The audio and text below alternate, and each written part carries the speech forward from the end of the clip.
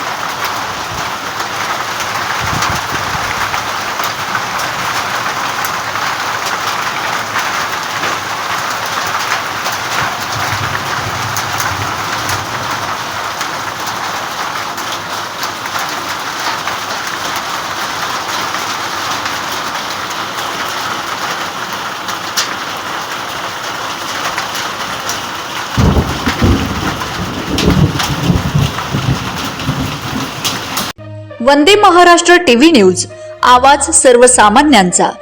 अशाच नवनवीन बातम्या पाहण्यासाठी आमच्या चॅनलला सबस्क्राइब करा, बेल आयकॉनला क्लिक करा।